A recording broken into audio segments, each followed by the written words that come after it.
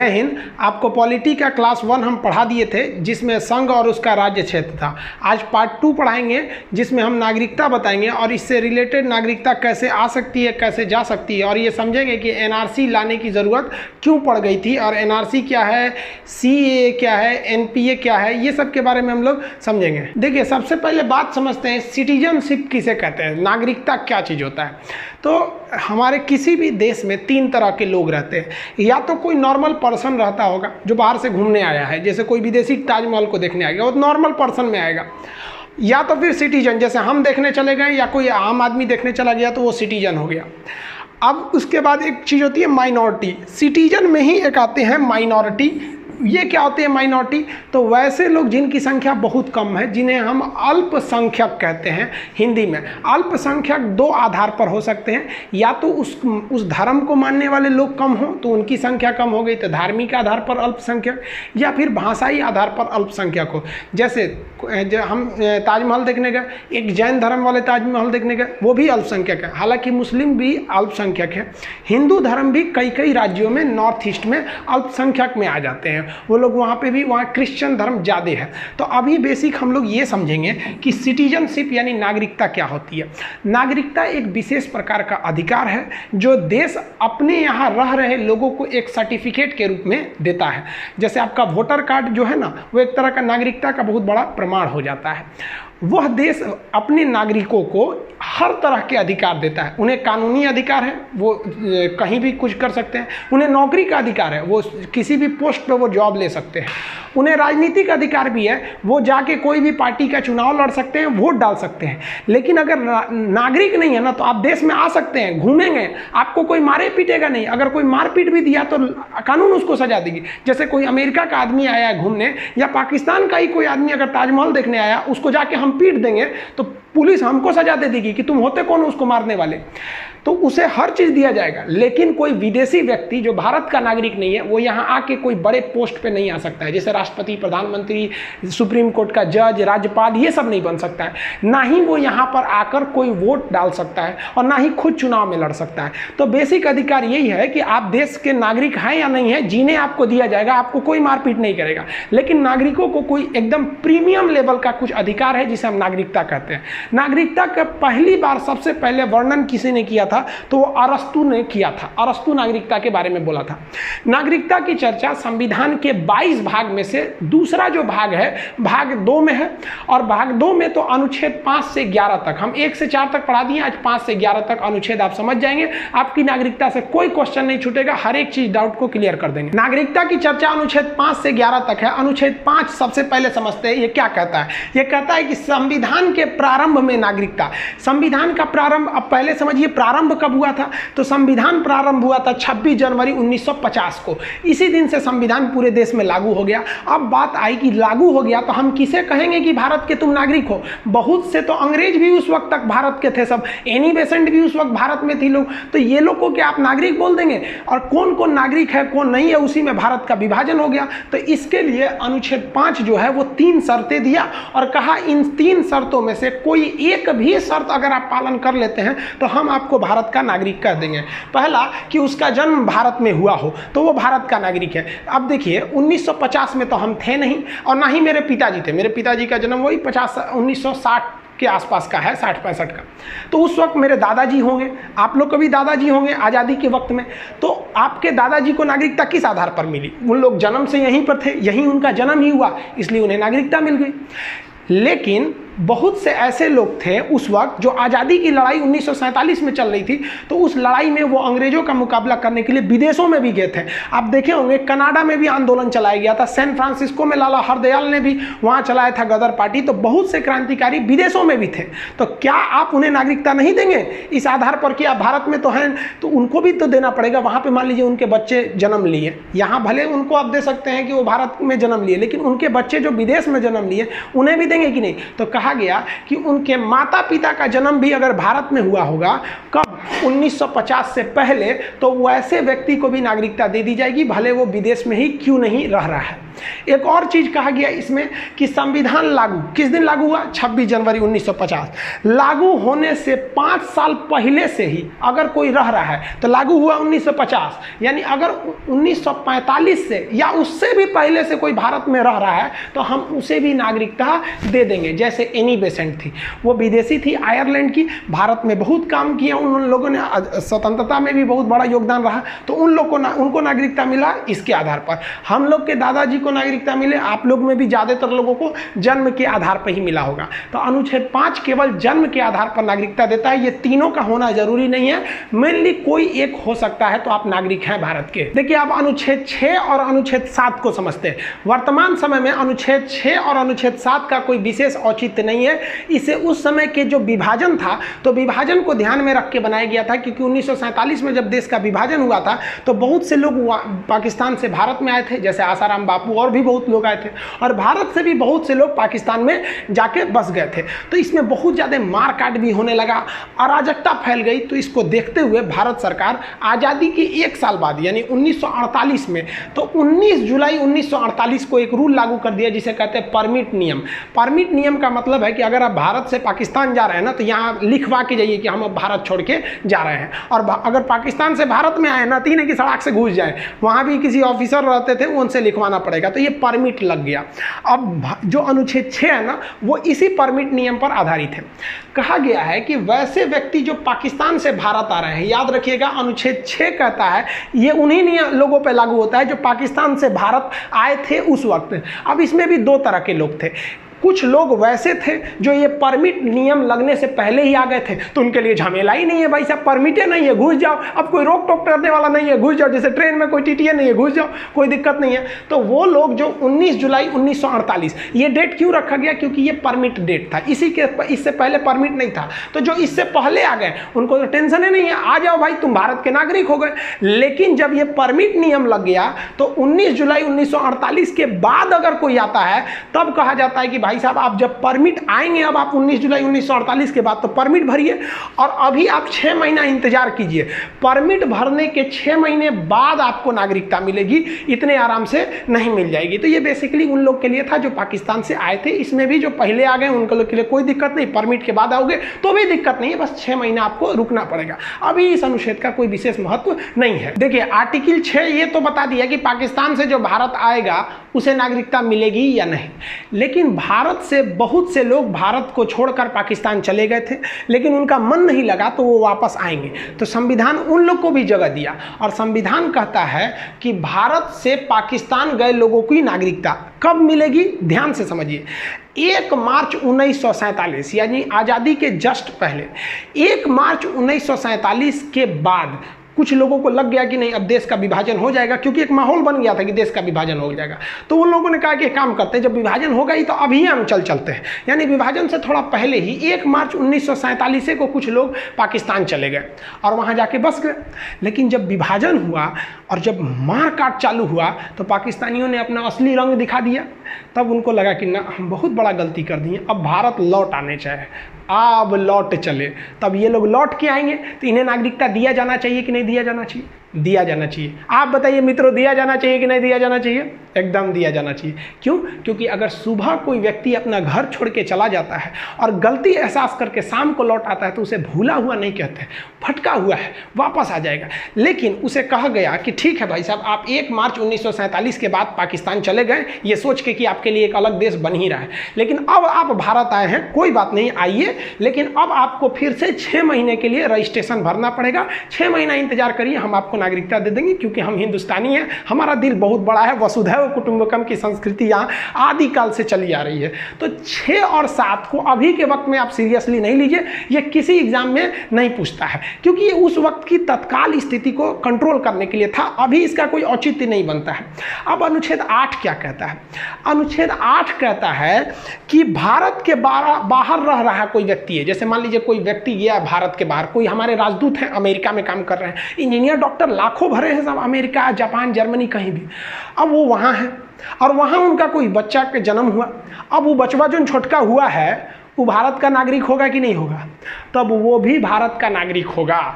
तो भारत के बाहर रह रहा बच्चा भारत का नागरिक होगा यदि उसके माता पिता भारतीय हैं तब। ऐसा नहीं है कि भाई लेकिन भारतीय रहना चाहिए, ऐसा नहीं है कि भारतीय नहीं है। तो बाहर में भी अगर कोई बच्चा है तो उसमें कोई टेंशन नहीं है, उसके यदि माता पिता भी भारतीय हैं तो भी उन्हें नागरिकता दे दी जाएगी। इसको विशेष रूप में ध्यान में रखा गया था, किसके लिए? वैसे स्वतंत्रता सेनानी जो बाहर में लड़ाई लड़ रहे थे, जैसे ब्रिटेन में इंडिया हाउस की स्थापना किया गया था, बहुत सारे लोग विदेश में क्रांतिकारी आंदोलन को चला रहे थे। अब वहाँ पे वो लोग विदेश में सेटल थे और वहाँ उनका बच्चे का जन्म हुआ, तो भाई उनके भारतीय माता पिता तो मूल रूप से भारतीय ही थे, तो उन लोग को भी अनुच्छेद 8 के तहत नागरिकता दे दी जाएगी। देखिए अनुच्छेद 5 से अनुच्छेद 8 जो अभी आप देखें, ये केवल और केवल उस समय की स्थिति को कंट्रोल करने के लिए बनाया गया था। इनफैक्ट रियलिटी में संविधान निर्माताओं ने नागरिकता पर कोई कानून नहीं बनाया, उन्होंने उस वक्त की स्थिति को देखकर एक टेम्पोररी कानून बना के चले गए और उन्होंने अधिकार दे दिया संसद को। अब आगे समझिए अनुच्छेद 9 में क्या कह रहा है कि कोई भी व्यक्ति अगर कोई विदेशी नागरिकता ले लेता है, अगर कोई मान लीजिए भारत का नागरिक है, विदेश में रहता है, उसके माता पिता भारतीय हैं तो कोई दिक्कत नहीं है, लेकिन अगर वो विदेश गया है और वहां जाके विदेशी नागरिकता ले लेता है तब उसे भारत की नागरिकता नहीं दी जाएगी। भारत का नागरिक अगर विदेश जाकर विदेशी नागरिकता ले लिया तो भारत की नागरिकता खत्म कर दी जाएगी। ये ध्यान से रखिएगा, ये कई बार पूछता है। इसका ऑप्शन नंबर सी सही होता है, कहता है कोई व्यक्ति भारत का नागरिक नहीं रहेगा। ऑप्शन सी पे लिखा रहता है यदि उसने स्वेच्छा से विदेशी नागरिकता अर्जित कर ली हो तो आप ऑप्शन सी लगा के आएंगे। अब अनुच्छेद 10 देखिए, ये काफी इंपॉर्टेंट है। अनुच्छेद 10 कहता है कि नागरिकता का बना रहना जब तक अन्यथा कार्य न करे, मतलब कोई भी व्यक्ति की नागरिकता आप ऐसे नहीं खत्म कर सकते हैं जब तक वो कोई गलत काम नहीं किया हो। वैसे गलत काम का मतलब संसद ने जिस काम को मना करने को कहा हो, जैसे इंडिया चाइना में युद्ध हो गया, अब आप चाइना के फेवर में जाके बोलिए, भगा देगा आपको, भाग तो रहा, तू नागरिक नहीं है। पाकिस्तान से लड़ाई हो गया, पाकिस्तान जिंदाबाद कहिए, नागरिकता खत्म कर देगा, भागो तुम यहाँ के नागरिक नहीं हो। तो आपकी नागरिकता बनी रहेगी, कोई नहीं छीन सकता है जब तक आप देश विरोधी काम नहीं करते हैं। तब ये बहुत जरूरी था, संविधान वालों ने इसको बनाया, नहीं तो पता चला कि अगर ये नहीं रहता तो धज्जी उड़ा देता है। जैसे मान लीजिए अभी गवर्नमेंट में बीजेपी है, बीजेपी को डर है इसी बात का ना कि कहीं दोबारा कांग्रेस ना आए, तो अमित शाह दिमाग लगाते ससुरा कहीं के जितना कांग्रेस के नेता है नागरिकता खत्म कर दो, चुनाव में नहीं लड़ोगे, जीतेगा कौन? ऐसा हो सकता है कि नहीं हो सकता? या फिर कोई भी, भाई हम किसी एक पार्टी को नहीं कर रहे भाई, अभी ना बीजेपी के पास है, सपोज मान लीजिए कांग्रेस रहती या कोई और पार्टी रहती तो दूसरे पार्टी की राजनीति वही खत्म कर दो, नागरिकता कि भाई कोई नहीं रहेगा, रेस में अकेले दौड़ो, हम ही आएंगे फर्स्ट। तो संविधान वालों ने कहा कि ना भाई साहब, आप ऐसे ही किसी व्यक्ति की नागरिकता खत्म नहीं कर सकते। तो आपका नागरिकता का अधिकार बना रहेगा जब तक आप इधर उधर चक्कर पकड़ नहीं करेंगे तब तक। और अनुच्छेद 11 में कह दिया गया है कि नागरिकता संबंधी कानून एक बढ़िया सा कानून संसद बनाएगी और संसद का गृह मंत्रालय। तो अनुच्छेद 11 कहता है कि नागरिकता संबंधी कानून बनाने का अधिकार संसद को है, लेकिन क्वेश्चन पूछेगा संसद के किस मंत्रालय को है? तो गृह मंत्रालय को है, वही होम मिनिस्ट्री इसको बनाती है आपके नागरिकता का कानून। अब आप इसे फटाफट रिवाइज कीजिए एक झटके में। देखिए अनुच्छेद 5 क्या कहता है? प्रारंभ में नागरिकता जिनका जन्म हुआ उनको मिल गया। 6 क्या कहता है? पाकिस्तान से जो भारत आया उसको दे दीजिए। 7 क्या कहता है? जो गलती से पाकिस्तान चल गया था वापस आएगा, वह इंडियन जो पाकिस्तान से वापस आ जाएगा उसे भी मिल जाएगा। 8 क्या कहता है? विदेश में रहने वाले लोगों को भी नागरिकता दी जाएगी बशर्ते उनके माता पिता भारतीय हों। और 9 क्या कहता है? अगर विदेश में जन्म लिए हैं, माता पिता भले भारतीय लेकिन वहां का अपना लिए तो गए, क्या कहते हैं लगी सटल तो गैला, यानी विदेश में सट गए तो यहाँ का चल गए। तो 9 वाला कहता है सटल तो गैला। 10 कहता है नागरिकता का बना रहेगा, आपका कोई नागरिकता नहीं छीनेगा। 11 कहता है कि संसद का जो गृह मंत्रालय है वो नागरिकता का कानून बनाएगा। अब यहां से समझिए, यहां मेन कहानी शुरू होता है। संविधान वालों ने नागरिकता का कानून वही बनाया था जो उस समय विभाजन हो रहा था उसको ध्यान में रखते हुए, लेकिन उन्होंने संसद को अधिकार दिया था कि भाई अब आप अच्छे से सोच समझ के बनाइएगा। तो संसद ने पहला नागरिकता अधिनियम 1955 में लाया था। क्वेश्चन पूछेगा कि नागरिकता देने लेने का विस्तृत जानकारी क्या मूल संविधान ओरिजिनल संविधान में था? नहीं, पहली बार अधिनियम कब आया? 1955 में। अब 1955 के बाद ऐसा तो हो नहीं सकता है कि आप कोई भी चीज़ परफेक्ट बना सकते हैं। दुनिया का कोई भी चीज़ परफेक्ट नहीं हो सकता, उसमें हमेशा सुधार की ज़रूरत ज़रूरत रहती है। तो जो 1955 में बनाया गया था उसमें कुछ कमियां थी जिसे 1986 में सुधारा गया। तो क्वेश्चन कहेगा नागरिकता में पहली बार सुधार कब हुआ था? तो 1986 में। लेकिन नागरिकता का कानून पहली बार कब आया था? तो 1955 में, जो पहला अधिनियम आया था। लेकिन सुधार पहली बार 86 में, फिर 92 में सुधार हुआ, 2003 में हुआ, 2005 में हुआ, थोड़ा मोड़ा सुधार 2015 में भी हुआ था, और 2019 में तो एनआरसी वाला चीज आया, बड़ा लंबा चौड़ा है, उसको तो विस्तृत समझेंगे हम लोग। तो अभी हम लोग एक एक करके समझते हैं। नागरिकता अधिनियम 1955 जो है वो आपको 5 विधियों से नागरिकता देता है। कहेगा संविधान में कितने प्रकार से नागरिकता ले सकते हैं? तो 5 टाइप का। किस अधिनियम के तहत? 55 के तहत। अब हम उन 5 को समझते हैं। सबसे पहला होता है जन्म के आधार पर। यह बड़ा फालतू कानून बनाया गया था, एकदम रियल बोल रहे हैं, बिना सोचे समझे इस कानून को बना दिया गया, फालतू कानून। जन्म के आधार पर कहा गया कि कोनो भारत में आके जन्म ले लेगा ना तो भारत का नागरिक हो जाएगा। ससुरा पाकिस्तानी सब इसका मिसयूज करने लगा, सब 8-8 गो पत्नी रखा सब, और क्या करता था, सबको लोड कर देता था सब, अब भारत में छोड़ देता था सब, वो सब आके यहाँ डिलीवरी हो जाता था उन सबको। अब हमारा कानून है कि भारत में जन्म लेगा किसी का भी बच्चा वो भारत का नागरिक होगा, और ससुरा बड़ा होकर आतंकवादी बन जाता था, धाए धाए धाए धाए बम चलाता था। अब कहे से कि रे ससुरा तो बड़ी दिक्कत हो गया। भारत सरकार की नींद खुली, सोचिए कितना साल बाद, 55 में ये कानून बनाया है, और 31 साल बाद 86 में समझ में आया कि भाई साहब गलती हो गया, ये क्या हो गया यहाँ पर। आप ही बताइए गलत कानून था कि नहीं? भारत में जन्म, सोचो कोनो प्रेग्नेंट औरत इंग्लैंड से आई, ताजमहल देखने आई, ओहो ताजमहल है, तब तो पता चले 1 हफ्ता में लड़का हो गया उसका आगरा में, अब वो इंग्लैंड का नहीं भारत का नागरिक होगा। तो भाई इसमें पहले था कि किसी को भी दे दिया जाएगा, लेकिन सरकार अपनी गलतियों को समझी और धीरे धीरे ही सुधार आता है। हम लोग एक गुलाम थे, आज़ादी मिला तो क्या चाहते हैं, एक के बार आप आइंस्टीन बन जाइएगा। तो 1986 में हम लोगों ने एक नियम बना दिया। नियम ये बनाया कि जो बच्चा जन्म ले रहा है ना भारत में, उसकी माता या पिता में से कोई ना कोई एक कम से कम भारतीय रहना चाहिए, तभी हम उसको देंगे नागरिकता। नहीं तो अच्छा हुआ, मिसयूज थोड़ा कम हुआ इससे।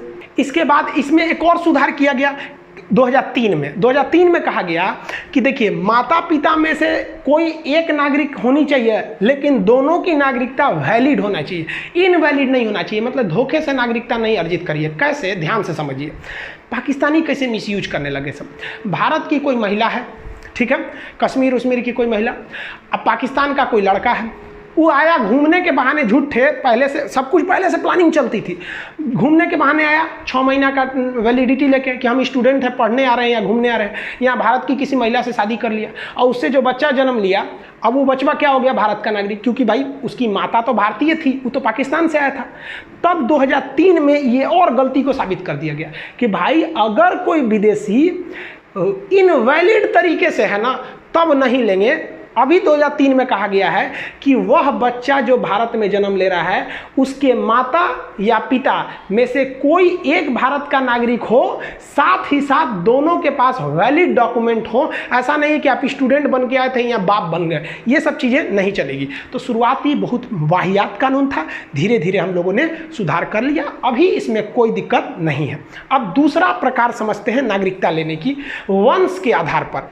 वंश के आधार पर क्या है? हम सबको किस आधार पर नागरिकता मिली है? जरा सोचिए तो, वंश के आधार पर ही तो मिला है। हमको नागरिकता कैसे मिले? मेरे पिताजी भारतीय थे, मेरे पिताजी को नागरिकता कैसे मिले? उनके पिताजी नागरिक थे। तो हमें लगता है कि 99% जो यूथ है, मतलब जो यंग एज के जितने लोग हैं, लोग जो आज़ादी की लड़ाई नहीं देखे हैं, मतलब अभी है, उन सबको वंश के आधार पर ही नागरिकता मिली होगी। लेकिन इसमें भी एक चीज़ देखिए, इसका एक सबसे बड़ा एग्जाम्पल बताते हैं। एगो करीना कपूर, उसका शादी हुआ सैफ अली खान से, उसका लड़का हुआ इंग्लैंड जाके, तो ये बताइए, तो भारत में तो हुआ नहीं, लेकिन उसका वंशज जो है सैफ अली खान और कटरीना की करीना जो भी है, तो उसका है तो वंशज तो भारत का ही है, तो उसे नागरिकता मिल जाएगी। क्या आप कहेंगे कि इंग्लैंड का ले लो? नहीं लेंगे ना, वहाँ पे नागरिकता उसे मिलेगी।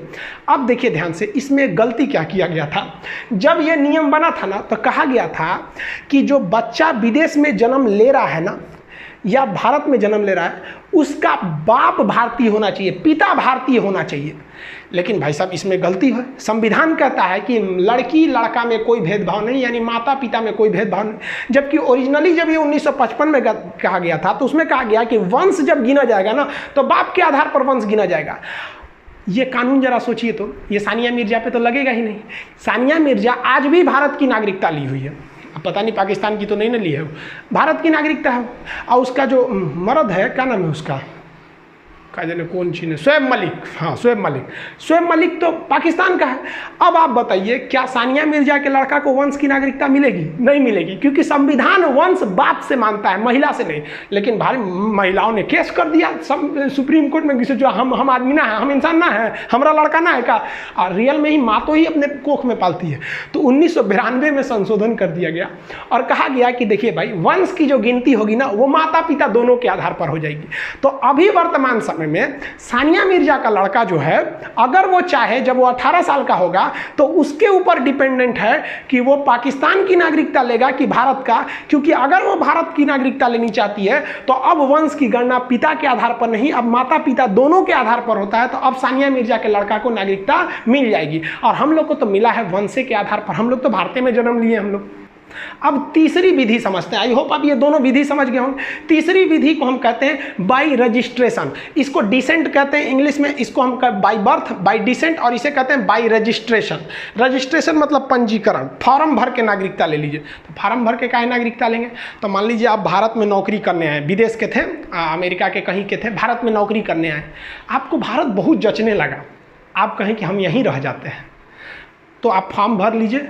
तो फॉर्म भरने तभी फॉर्म भर सकते हैं जब आप कम से कम 7 साल यहाँ रह गए हैं। इन्हें कि आए 2 महीना घूम लिए, ओह ताजमहल बहुत बढ़िया है, रह जाओ, नागरिकता मिल गया, बम मार दो कहीं हो जाके, ये सब नहीं होगा। यहाँ पर आप कम से कम 7 साल रहना चाहिए। या मान लीजिए आप भारत में आए, भारतीय किसी लड़की से आपने विवाह कर लिया, और विवाह करने के बाद आप 7 साल यहाँ रह गए, और 7 साल रहने के बाद अब आप एलिजिबल हो गए। 7 साल से पहले फॉर्म नहीं भर सकते हैं। जब 7 साल रह गए हैं, यहाँ नौकरी कर लिए या यहाँ किसी से शादी कर लिए, 7 साल हो गया, तब आप पंजीकरण यानी रजिस्ट्रेशन का फॉर्म भर लेंगे।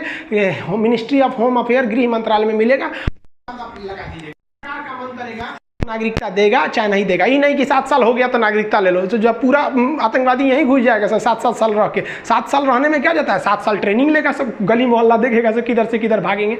जैसे कहा जाता है कि IAS बनने के लिए आपके पास ग्रेजुएशन होना चाहिए। तो इसका मतलब क्या, ग्रेजुएशन हो जाएगा तो कह दीजिएगा सरकार हमारा बना दीजिए IAS, ग्रेजुएशन तो हो ही गया। ये कोई मतलब है? वो तो एलिजिबिलिटी है, उसके ऊपर अब सरकार की मर्जी है, देगा कि नहीं देगा, आपका ट्रैक रिकॉर्ड देखेगा। यहाँ लड़का गलती क्या कर देता है, यहाँ 5 साल मार देता है। पहले ये नियम 5 साल था, और उससे भी पहले ये नियम जब 1955 में था ना, तो ये केवल 6 महीने थे। तो धीरे धीरे इसको सुधार किया गया, क्योंकि मिसयूज ना हो। आप समझ रहे हैं? अब आप भी बताइए ना, एग्जाम में क्वेश्चन आएगा तो लेटेस्ट वाला ना पूछेगा कि पूछेगा 1955 में कौन चीज था, ऐसा थोड़ी पूछता है। तो अभी याद रखेंगे 7 साल है। तो 3 प्रकार की नागरिकता आप समझ गए। अब चौथा प्रकार की नागरिकता समझते हैं। अब कैसे लीजिएगा, उसे कहते हैं देसीकरण। देसीकरण को हम लोग कहते हैं नेचुरलाइजेशन।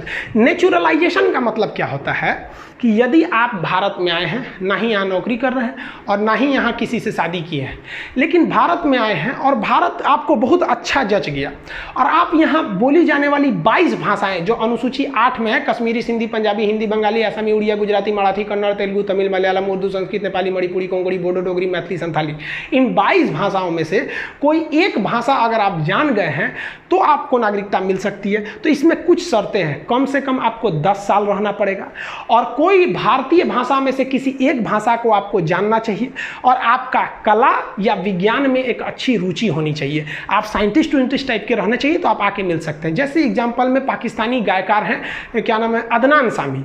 अदनान सामी 10 साल से भारत में हैं, उनसे ज़्यादा हैं। भारतीय भाषा भी जानते हैं, हिंदी जानते हैं, अच्छे गायकार हैं वो, और कला में उनका योगदान है, विज्ञान में तो है नहीं। और ऐसे अभी तक तो ट्रैक रिकॉर्ड रहा है, कोई देश विरोधी गतिविधियों में नहीं लगे हैं, तो भारत सरकार ने उन्हें नागरिकता दे दिया। तो ऐसे लोग जो भारत, तो ये तो अच्छा बात है भाई, विदेश से जितने कलाकार हैं आ जाओ, क्रिकेट विकेट खेलने वाले आ जाओ, वैज्ञानिक सब आ जाओ, सबको दे देते हैं देसीकरण द्वारा। तो इसमें 10 साल दिया जाता है टाइमिंग। देसीकरण आपको एकदम देश में ढलने के लिए कम से कम 10 साल तो रहना ही पड़ेगा, तभी आपको इस देश से प्रेम हो सकता है। आप ही सोचिए ना, 10 साल से छोटा लड़का को कहिएगा ना तुम हिंदुस्तानी हो, तो उसको बेहतरीन ढंग से समझे में नहीं आता कि जो इंडियन में और दूसरे देश में क्या अंतर आता है, वो भले भावनाओं में बोल सकता है। तो 10 साल होना चाहिए देसीकरण के लिए, ये समझ गया। 5वां तरीका जो आपको नागरिकता लेने का है वो बड़ा सिंपल है, अर्जित भूमि के आधार पर। जैसे मान लिया कि हम लोगों ने कल पाकिस्तान पर कब्जा कर लिया, तो पाकिस्तान के लोगों को कहेंगे ना कि भाई तुम भारत के नागरिक हो जाओ, भाई पाकिस्तान वाले बुरा नहीं मानेंगे। अब मानिए कि क्या कर लेंगे आप लोग। एग्जाम्पल देखिए, सिक्किम जो है वो भारत का हिस्सा नहीं था, वो हम आपको पिछले पॉलिटी के क्लास में बता दिए थे, फर्स्ट क्लास में। सिक्किम को 16 मई 1975 को सिक्किम को भारत का हिस्सा बना लिया गया। तो भाई आपके वहाँ के लोगों को भी तो आप नागरिकता देंगे ना। पहले भी तो यही होता था ना, कोई राजा मान लीजिए मगध का राजा उठा और कब्जा कर लिया दूसरे राज्य पर, अगल बगल के राज्य पर, मान लीजिए कि किसी दूसरे वज्जी पर कब्जा कर लिया इधर उधर, तो वहाँ के राजा वहाँ के लोगों को नागरिकता दे देता था। तो ये तो सिंपल है कि अगर कोई अर्जित भूमि कर लिए हैं तो आपको नागरिकता मिल जाएगी। एग्जाम्पल में सिक्किम। तो आपसे कहेगा नागरिकता संबंधी अधिनियम जो 1955 में आया था, कितनी विधि से नागरिकता देता था? 5। एकदम घोर के पी जाइएगा, 5। लेकिन इसमें 3 ऐसी भी विधियां थी जिससे आपकी नागरिकता छीन ली जाएगी। पहला था त्याग करके। अगर आप किसी दूसरे देश की नागरिकता ले लिए, यानी सटल तो इनने से गई ला, दूसरे को सटे तो इधर से चल गए, तो त्याग कर दिया जाएगा। बर्खास्त कर दिया जाए। कैसे बर्खास्त किया जाएगा भाई साहब आपको? तो भाई आप पता चला आपने लड़ाई हुआ है इंडिया में चाइना में, और आप मार चाइना जिंदाबाद, चाइना जिंदाबाद कूच के ही रख देगा आदमी, बर्खास्त कर दिया जाएगा आपकी नागरिकता। मान लीजिए आप पागल हो गए, एकदम मेंटली डिस्टर्ब हो गए, कोई राष्ट्रपति आ रहा है, मान लीजिए व्लादिमीर पुतिन आ रहे हैं दिल्ली में, आप ओके देख मुँह पे थूक दीजिए, ले थू। भाई पुतिन कहेगा ना कि भारत का नागरिक हमारे ऊपर थूक दिया, ऐसा नहीं ना होता। भारत सरकार नागरिकता खत्म कर देगी, पागल है, उसे सिर्फ भगा, पागल है, इसको बस जिंदा रहने दो, बाकी इसके बाद का कोई बुराई ये कहीं का नहीं है, ना ये हिंदुस्तानी है ना पाकिस्तानी है, ये पागल है। तो उल्टा सीधा काम करेंगे, सनक उनक जाएंगे ना, तो आपकी नागरिकता को बर्खास्त कर दिया जाए। वंचित कर देना, आपकी नागरिकता वंचित कर दिया जाएगा। मान लीजिए कि आप भारत में आए थे और 7 साल रहबे नहीं किए थे, झूठे दिखा दिए कि हम 7 साल से हमको दे दीजिए पंजीकरण द्वारा, या मान लीजिए 2 साल हैं, आप कह रहे हैं कि 10 साल से हैं, फर्जी सर्टिफिकेट बना लिए हैं, देशीकरण से ले लिए, बाद में पता चलेगा ना तो सरकार आपको वंचित कर देगी कि भला इसको फर्जी है यहाँ पे। या फिर आप भारत के नागरिक हैं कि विदेश में जाकर 7 साल बस गए कहीं उधर कंटिन्यू, तो भी यहाँ से वंचित कर दिया जाएगा। तो 5 विधियाँ हैं आपको नागरिकता देने की, और 3 विधियाँ हैं आपकी नागरिकता छीन के लतिया देने की। किसी व्यक्ति की नागरिकता खत्म हो जाने का मतलब ये हरगिज़ नहीं है कि उसे हिंदुस्तान से बाहर निकाल दिया जाएगा, उसे जीने का अधिकार छीन लिया जाएगा, नहीं। उसे 2-3 अधिकार छीने जाएंगे, एक वोट डालने का, एक चुनाव लड़ने का, यानी ये दोनों को हम राजनीतिक अधिकार करते हैं, ये छीन लिया जाएगा। और कुछ कानूनी अधिकार है, जैसे बड़े बड़े पोस्ट पर जज नहीं हो सकता है, पुलिस में नहीं हो सकता है, राष्ट्रपति प्रधानमंत्री नहीं हो सकता, ये सब नहीं हो सकते। बाकी आप भारत में रहिए, कमाइए, खाइए, कोई दिक्कत नहीं, आधार कार्ड नहीं बनेगा आपका। आप जो क्वेश्चन फटाफट पूछते हैं उसको देखिए। भारत में नागरिकता किस देश से लिया गया है? तो ब्रिटेन की तरह भारत से नागरिकता ले ली गई। हमारे संविधान का 85% से ज़्यादा हिस्सा विदेश से ही आया है, 15% को बनाए हैं हम लोग 3 साल में। तो ये हो गया ब्रिटेन से। हमारे पास किस प्रकार की नागरिकता है? तो हमारे पास जो है एकहरी नागरिकता है। एकहरी नागरिकता का मतलब है आपके पास केवल हिंदुस्तान की नागरिकता है, लेकिन आप कहीं ना कहीं किसी राज्य में रहते होंगे। जैसे मान लीजिए कोई राजस्थान में रहता है, तो वो ये नहीं कह सकता कि भाई हम राजस्थान के भी नागरिक हैं, भारत के भी नागरिक हैं। वो ये कहेगा कि हम राजस्थान के निवासी हैं और भारत के नागरिक हैं।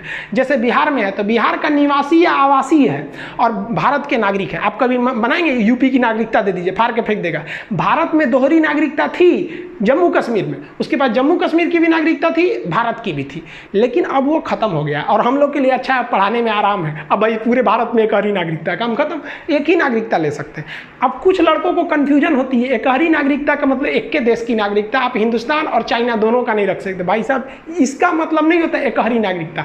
ऐसा तो कहेंगे तो पूरी दुनिया में ऐसा कहीं नहीं है कि आप 2 देशों की नागरिकता एक साथ रख सकते हैं। अभी थोड़ा सा विवाद हो गया था ना अक्षय कुमार के इशू को लेकर, थोड़ा बहुत कि वो मतलब कनाडा वाला इशू नॉर्मल था, वो कोई बहुत बड़ा इशू नहीं था। तो देखिए ये अब यहाँ आगे समझते हैं कि अधिनियम कब आया था। तो 1955 में ये अधिनियम आया था। पहला संशोधन 1986 में, फिर 92 में, फिर 2003 में, फिर 5 में, फिर 15 में, फिर 2019 में। तो ये कई बार पहला हुआ। अब प्राप्ति की विधि कितनी प्रकार से ले सकते हैं? 5 तरह से। खो सकते हैं 3 प्रकार से। कौन मंत्रालय कानून बनाएगा? तो गृह मंत्रालय। ये नागरिकता की जो चीज़ें हैं ये आप समझ गए होंगे। अब कुछ ऐसे टर्म्स एंड टर्मिनोलॉजी है जो आपको समझना चाहिए। जैसे एनआरआई कौन है? एनआरआई अकाउंट भी होता है ना एनआरआई। फिर पीआईओ कौन है? फिर ओसीआई कौन रहते हैं? फिर सीए क्या है? एनआरसी क्या है? और एनपीआर क्या चीज़ है? एनपीआर। अब ये चीज़ को हम एक सेपरेट वीडियो में बना देंगे नागरिकता का पार्ट 2 में, क्योंकि वीडियो काफ़ी लंबा हो जाएगा कि एनआरसी समझाने में मुद्दा लग जाएगा। ये एनआरसी लोगों को लगता है आज का मुद्दा है। एनआरसी का बात जो है ना वो एक्चुअली 12वीं सदी से, यानी आज से 800 साल पहले से ही एनआरसी का जो नींव था वो रख दिया गया था। आज से 800 साल पहले, यानी जब उस समय गुलाम राम वंश का शासन चल रहा था। अब आपका कॉन्सेप्ट अच्छा नहीं है, आपको लगता है 2019 का है, तो फिर आप वेट कीजिए अगले वीडियो का। आई होप आप इसे समझ गए होंगे। मिलेंगे नेक्स्ट वीडियो में, तब तक के लिए जय हिंद। आप इसका क्वेश्चन बनाएंगे, कोई क्वेश्चन नहीं छूटेगा।